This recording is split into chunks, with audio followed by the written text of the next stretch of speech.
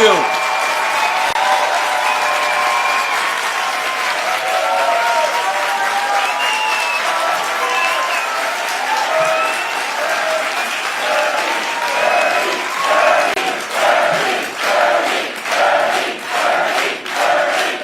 Thank you. Thank you all very much for being here. And let me begin by saying, my friends, we are in the midst of a defining and pivotal moment for our country and the planet. And with so many crises converging upon us simultaneously, it is easy for us to become overwhelmed or depressed, or even to throw up our hands in resignation. But my message to you today is that if there was ever a moment in the history of our country where despair was not an option, this is that time.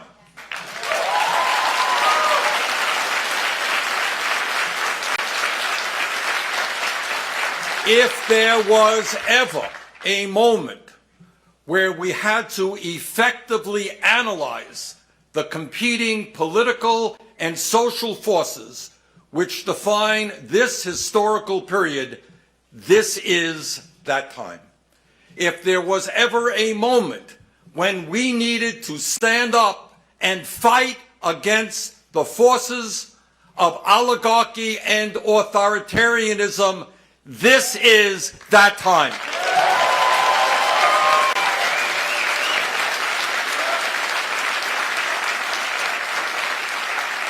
And if there was ever a moment when we needed a new vision to bring our people together in the fight for justice, decency, and human dignity, this is that time.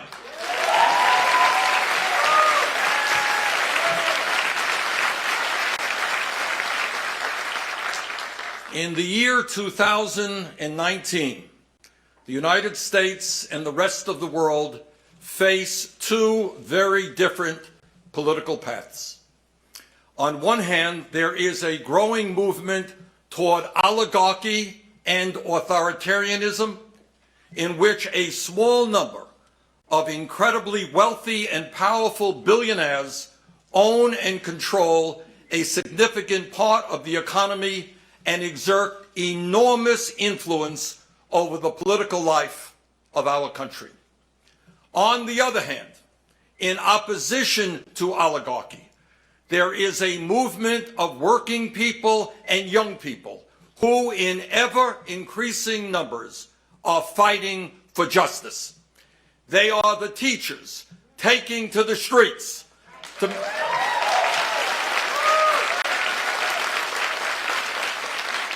to make certain that schools are adequately funded and that their students get a quality education.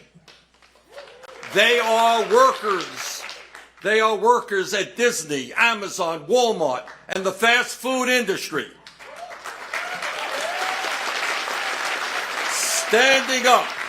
Standing up and fighting for a living wage of at least $15 an hour and the right to have a union.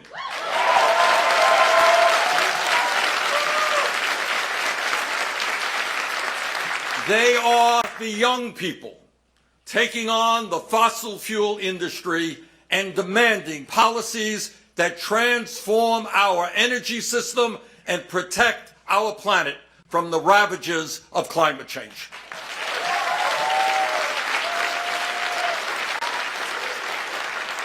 They are women who refuse to give control of their bodies to local, state, or federal politicians.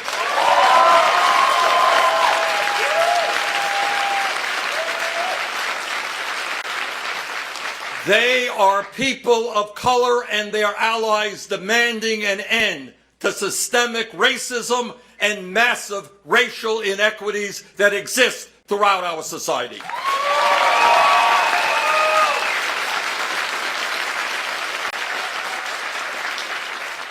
They are immigrants and their allies fighting to end the demonization of undocumented people and for comprehensive immigration reform.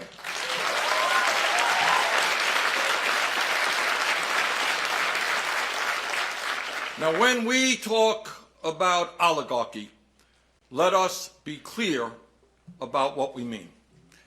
Right now, in the United States of America, 3 families control more wealth than the bottom half of our country, some 160 million Americans.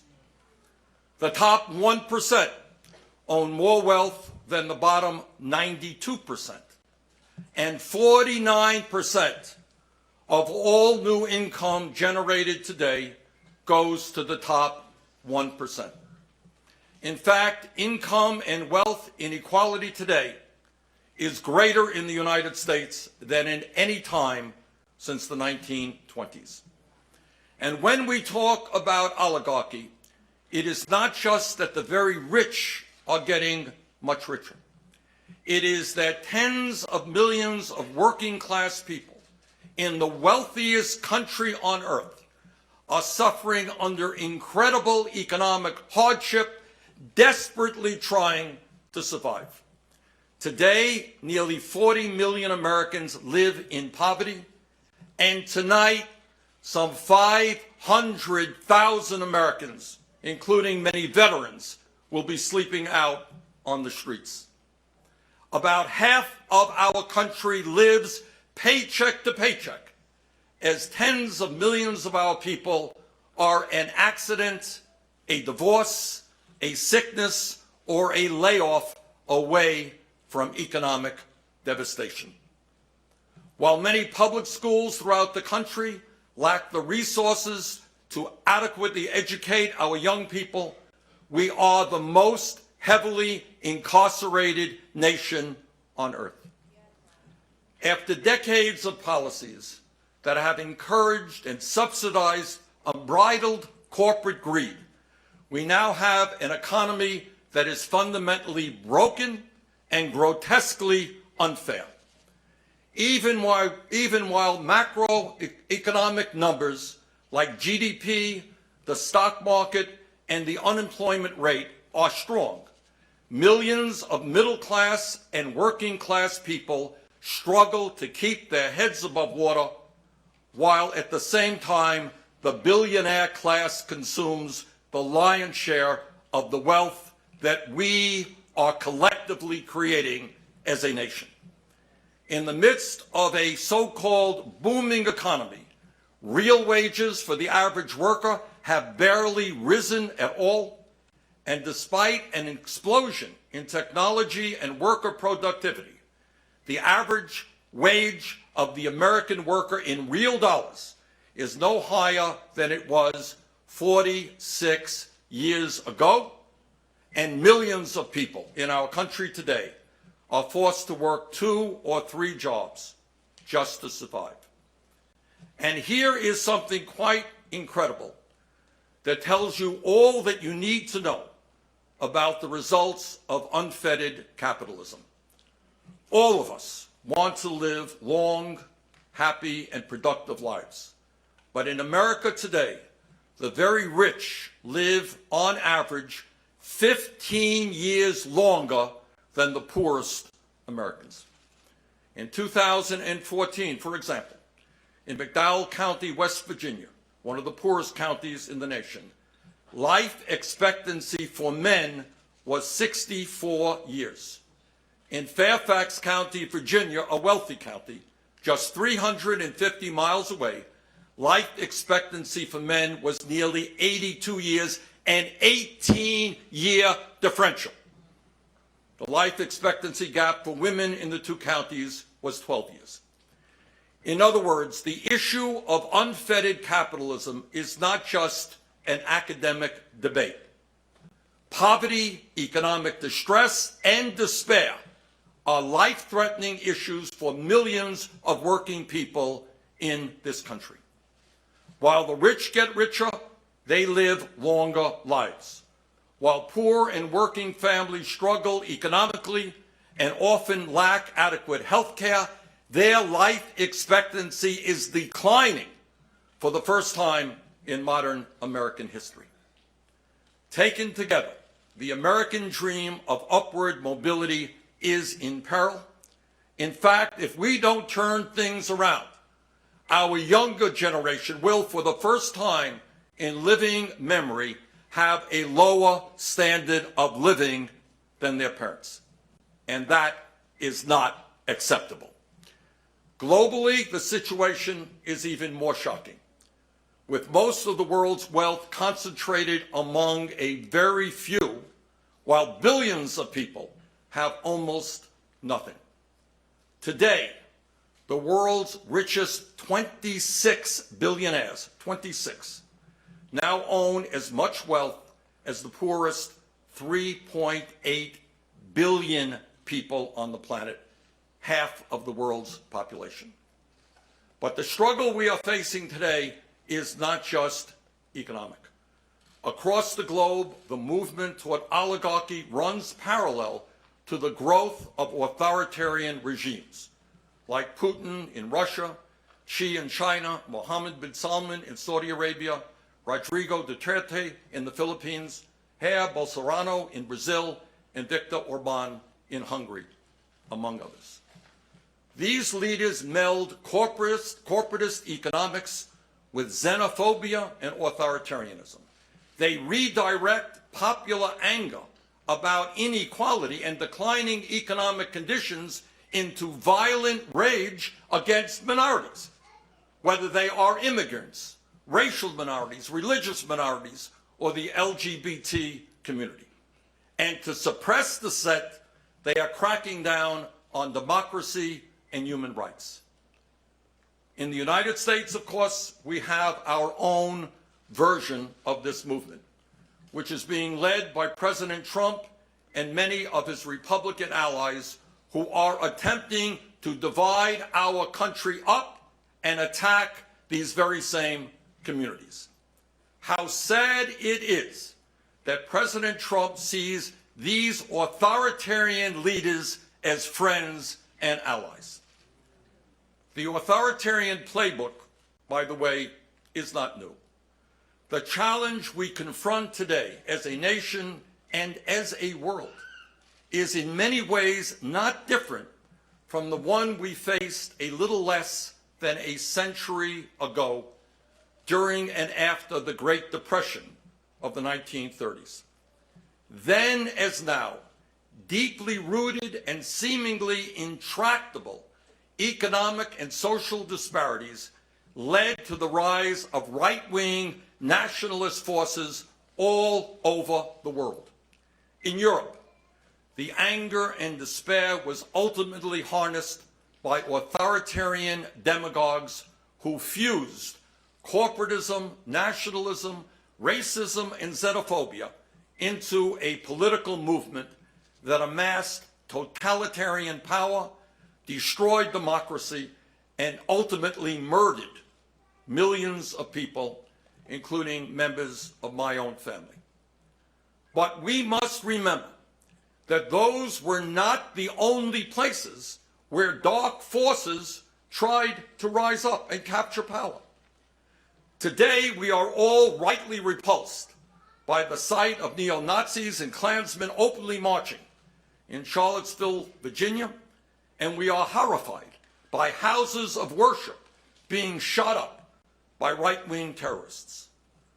But on February 20th, 1939, over 20,000 Nazis held a mass rally, not in Berlin, not in Rome, but in Madison Square Garden, in front of a 30-foot banner of George Washington bordered with swastikas in New York City.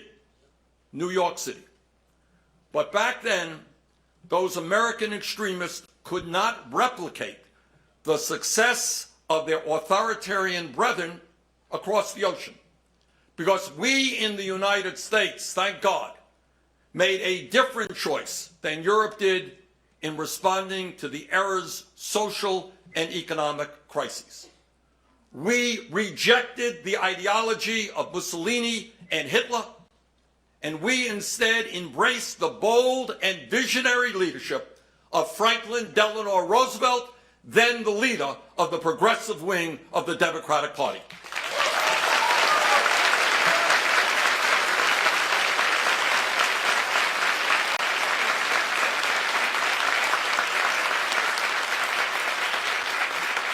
Together with organized labor, leaders in the African American community, and progressives inside and outside the Democratic Party, Roosevelt led a transformation of the American government and the American economy.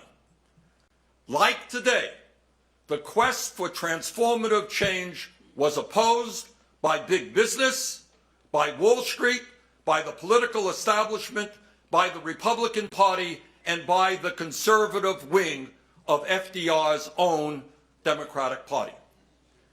And he faced the same scare tactics then that we experience today: red baiting, xenophobia, racism, and anti-Semitism.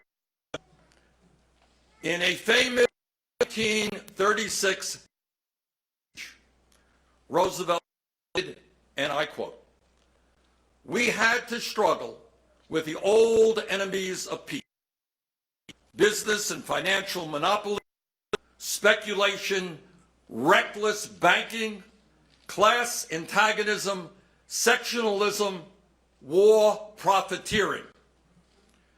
They had begun to consider the government of the United States as a mere appendage to their own affairs. We know now that government by organized money is just as dangerous as government by organized mob.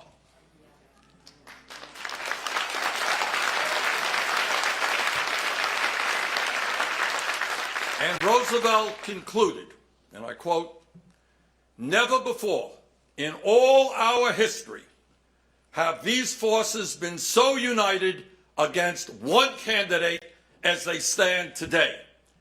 They are unanimous in their hate for me, and I welcome their hatred."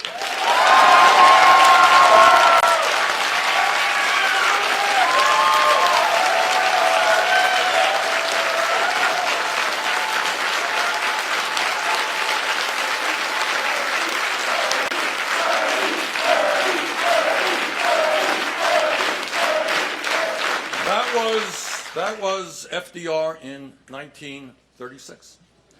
Now, although it does sound, I must say it does sound a little contemporary, doesn't it? Despite that opposition, by rallying the American people, FDR and his progressive coalition created the New Deal, won 4 terms, and created an economy that worked for all and not just the few.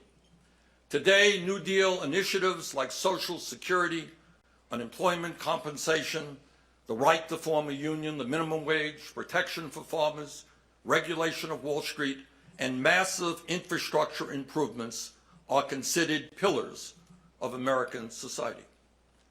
But while he stood up for the working families of our country, we can never forget that President Roosevelt was reviled by the oligarchs of his time, who berated these extremely popular programs as socialism.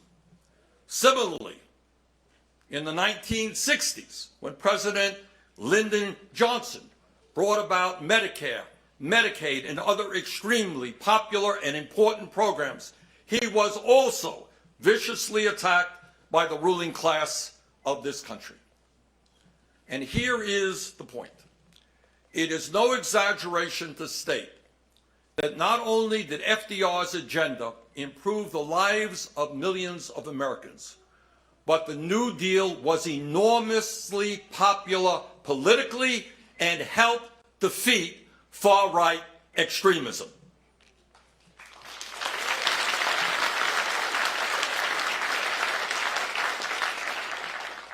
For a time, Today, America and the world are once again moving toward authoritarianism, and the same right-wing forces of oligarchy, corporatism, nationalism, racism, and xenophobia are on the march, pushing us to make the apocalyptically wrong choice that Europe made in the last century. Today, we now see a handful of billionaires with unprecedented wealth and power. We see huge private monopolies operating outside of any real democratic oversight and often subsidized by taxpayers, with the power to control almost every aspect of our lives. They are the profit-taking gatekeepers of our healthcare, our technology, our finance system, our food supply, and almost all of the other basic necessities of life. And let us name them. They are Wall Street, the insurance companies, the drug companies, the fossil fuel industry, the military-industrial complex, the prison-industrial complex, and giant agribusiness.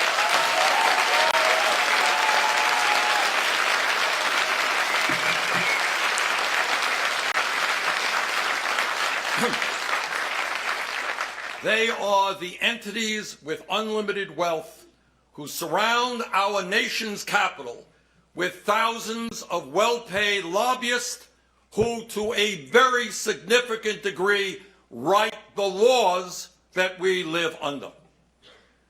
Today, we have a demagogue in the White House who, for cheap political gain, is attempting to deflect the attention of the American people away from the real crises that we face, and instead is doing what demagogues always do, and that is to divide people up and legislate hatred.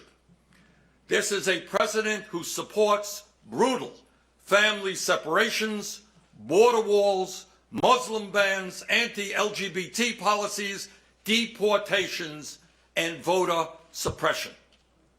It is my very strong belief that the United States must reject that path of hatred and divisiveness and instead find the moral conviction to choose a different path, a higher path, a path of compassion, justice, and love.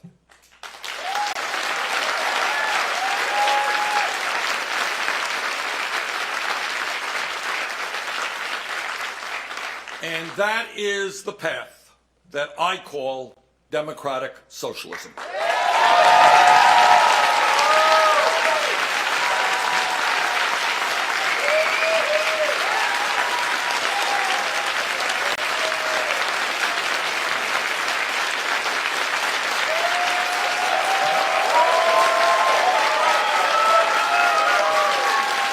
Thank you.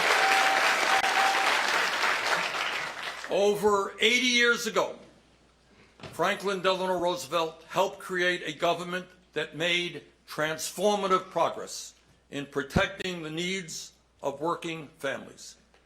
Today, in the second decade of the 21st century, we must take up the unfinished business of the New Deal and carry it to completion.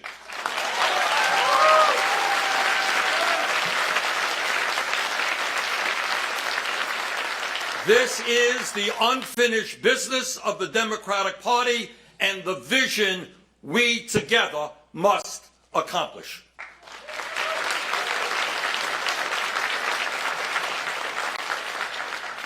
In order to accomplish that goal, it means committing ourselves to protecting political rights, to protecting civil rights, and to protect economic rights for all of the people in our country.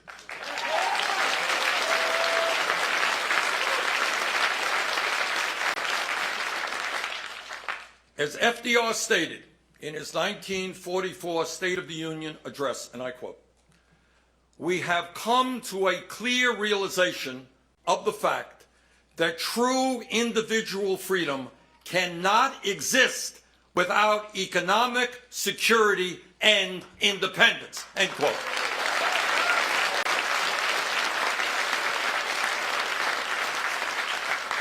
Today, our Bill of Rights guarantees the American people a number of important constitutionally protected political rights.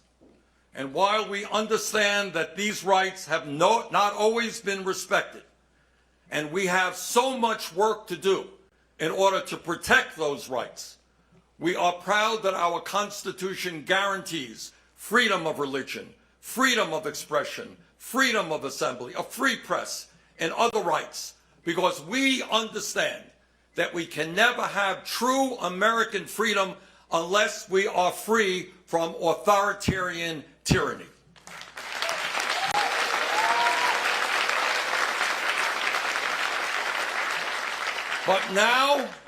But now we must take the next step forward and guarantee every man, woman, and child in our country basic economic rights, the right to quality health care.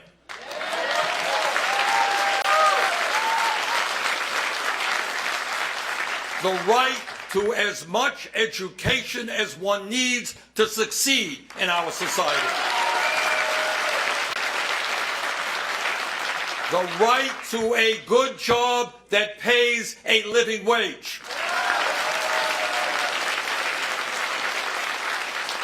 The right to affordable housing. The right to a secure retirement. And the right to live in a clean environment.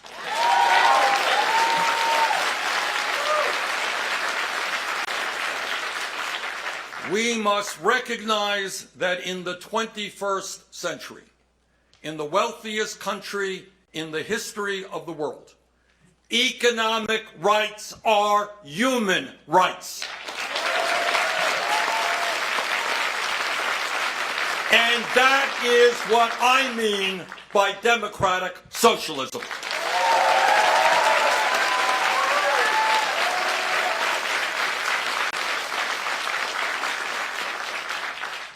As one of the great leaders in American history, Dr. Martin Luther King Jr. said, and I quote, "Call it democracy or call it democratic socialism, but there must be a better distribution of wealth within this country for all of God's children," end quote.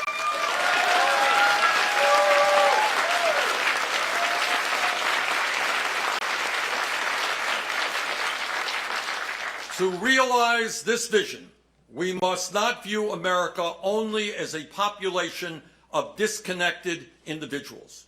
We must also view ourselves as part of, and I quote, "an inescapable network of mutuality tied in a single garment of destiny," end quote, as Dr. King put it. In other words, we are in this together.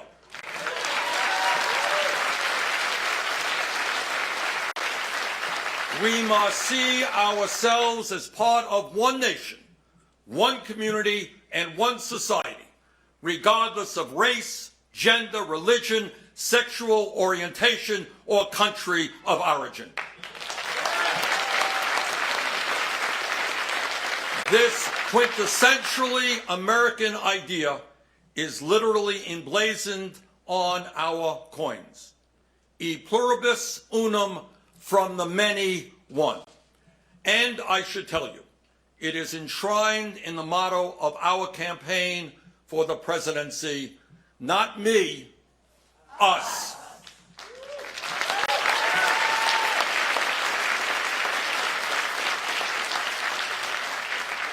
Let me be clear. I do understand that I and other progressives will face massive attacks from those who attempt to use the word socialism as a slur. But I should also tell you that I have faced and overcome these attacks for decades, and I am not the only one. Let us remember that in 1932, Republican President Herbert Hoover claimed that Franklin Roosevelt's New Deal was, quote, a disguise for the totalitarian state, end quote. In 1936, former Democratic New York governor and Democratic presidential candidate Al Smith said in a speech about FDR's New Deal policies, quote, just get the platform of the Democratic Party and get the platform of the Socialist Party and lay them down on your dining room table side by side, end quote. When President Harry Truman proposed a national health care program, the American Medical Association hired Ronald Reagan as their pitchman. The AMA called the legislation that stemmed from Truman's proposal, quote, socialized medicine, claiming that White House staff were, quote, followers of the Moscow party line, end quote. In 1960, Ronald Reagan, in a letter to Richard Nixon, wrote the following about John F. Kennedy, quote, under the tousled boyish haircut is still old Karl Marx, end quote. In the 1990s, then Congressman Newt Gingrich claimed President Bill Clinton's health care plan was, quote, centralized bureaucratic socialism. The Conservative Heritage Foundation has claimed that the Children's Health Insurance Program, the CHIP program, was, quote, a step toward socialism. Former Speaker of the House, John Boehner, claimed the stimulus package, the omnibus spending bill, and the budget proposed by President Obama were all one big down payment on a new American socialist experiment. In this regard, President Harry Truman was right. And listen to what he said. Truman said, and I quote, socialism is the epithet they have hurled at every advance the people have made in the last 20 years.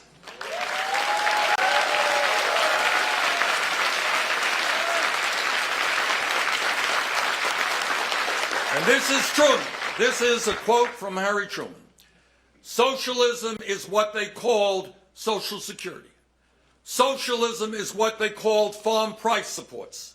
Socialism is what they called bank deposit insurance. Socialism is what they called the growth of free and independent labor organizations. Socialism is their name for almost anything that helps all of the people, end quote, Harry Truman.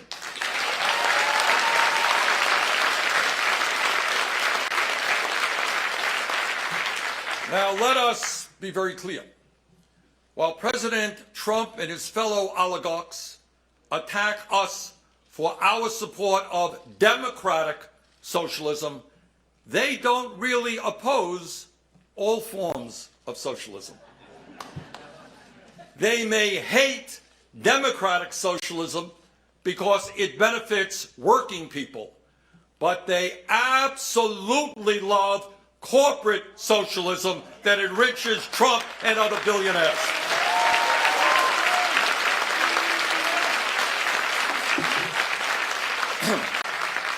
Let us never forget the unbelievable hypocrisy of Wall Street, the high priests of unfettered capitalism.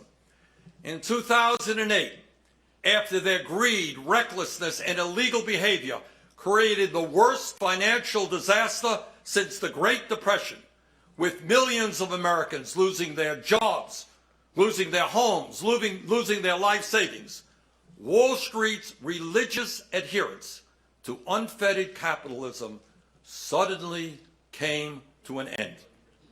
Overnight, Wall Street became big government socialists and begged for the largest federal bailout in American history, some $700 billion from the Treasury and trillions in support from the Federal Reserve. But it's not just Wall Street that loves socialism when it works for them. It is the norm across the entire corporate world. The truth is, corporate America receives hundreds of billions of dollars in federal support every single year, while these very same people are trying to cut programs that benefit ordinary Americans.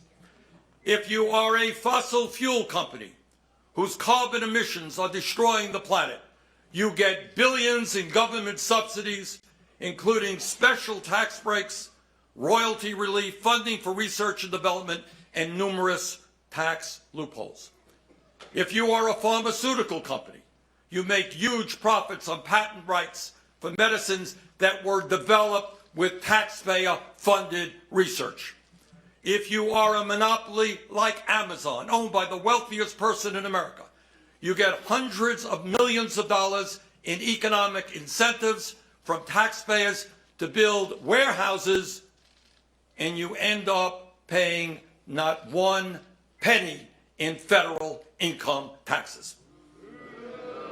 If you are the Walton family, the wealthiest family in America, you get massive government subsidies because your low-wage workers are forced to rely on food stamps, Medicaid, and public housing in order to survive, all paid for by taxpayers. If you are the Trump family,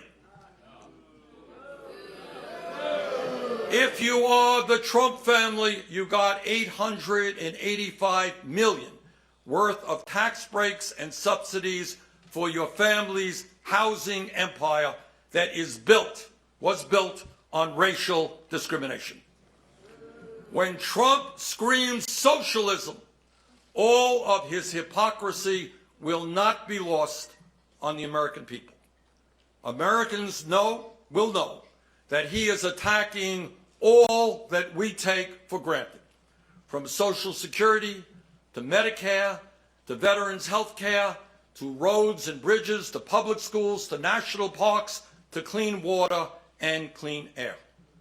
When Trump attacks socialism, I am reminded again of what Dr. Martin Luther King Jr. said, and I quote, "This country has socialism for the rich, rugged individualism for the poor," end quote.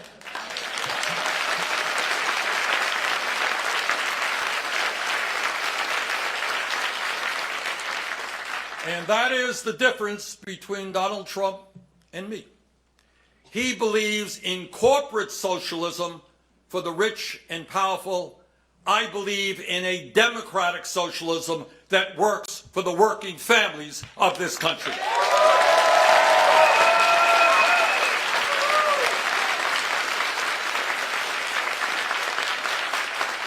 What I believe is that the American people deserve freedom, true freedom. Freedom is an often used word, but it is time that we took a hard look at what that word actually means. Ask yourself, what does it really mean to be free? Are you truly free if you are unable to go to a doctor when you are sick, or face financial bankruptcy when you leave the hospital? Are you truly free if you cannot afford the prescription drugs you need in order to stay alive? Are you truly free when you spend half of your limited income on housing and are forced to borrow money from a payday lender at 200% interest rates? Are you truly free if you are 70 years old and forced to work because you lack a pension or enough money to retire? Are you truly free if you are unable to go to a college or a trade school because your family lacks the income? Are you truly free if you are forced to work 60 or 80 hours a week because you cannot find a job that pays a living wage? Truly a newborn baby to go back to work immediately after the birth of that child because you lack paid family leave? Are you truly free if you are a small business owner or a family farmer who is driven out of business by the monopolistic practices of big business? Are you truly free if you are a veteran who has put his or her life on the line to defend this country and tonight will be sleeping out on the streets? To me, the answer to those questions in the wealthiest nation on earth is no. Under those conditions, you are not truly free. While the Bill of Rights protects us from the tyranny of an oppressive government, many in the establishment would like the American people to submit to the tyranny of oligarchs, multinational corporations, Wall Street banks, and billionaires.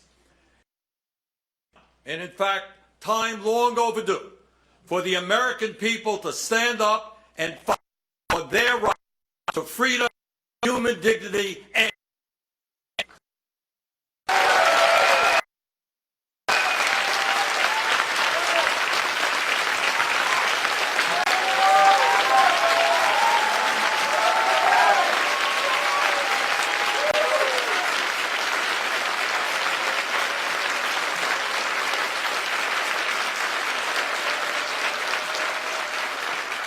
that is the core of what my politics and what this campaign is all about. In 1944, FDR proposed an economic Bill of Rights, but he died a year later and was never able to fulfill that vision. Our job, 75 years later, is to complete what Roosevelt started. And that is why today I am proposing a 21st century economic Bill of Rights.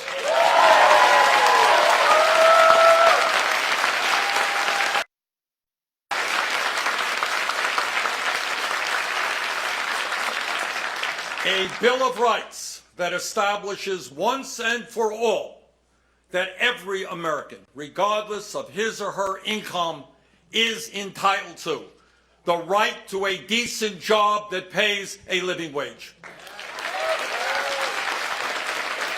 the right to quality health care, the right to a complete education, the right to affordable housing, the right to a clean environment, and the right to a secure retirement. Over the course of this election, my campaign has been releasing and will continue to release detailed proposals addressing each of these yet to be realized economic rights. We will also address the attacks that are being launched every day against the civil rights and civil liberties of our people. And let me be absolutely clear. Democratic socialism means to me requiring and achieving political and economic freedom in every community in this country.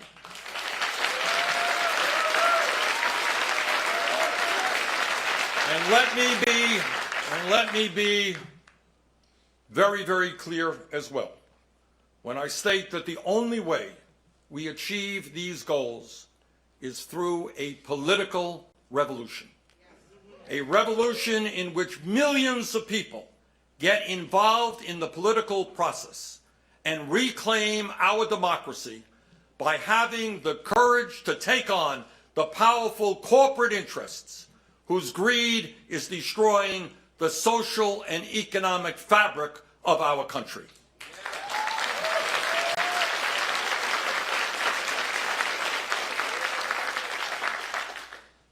At the end of the day, the 1% may have enormous wealth and enormous power, but they are just 1%.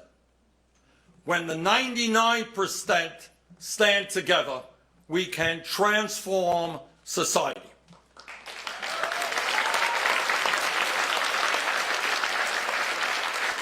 My friends, these are my values, and that is why I call myself a democratic socialist. At its core is a deep and abiding faith in the American people to peacefully and democratically enact transformative change that will create shared prosperity, social equality, and freedom for all. Thank you very much.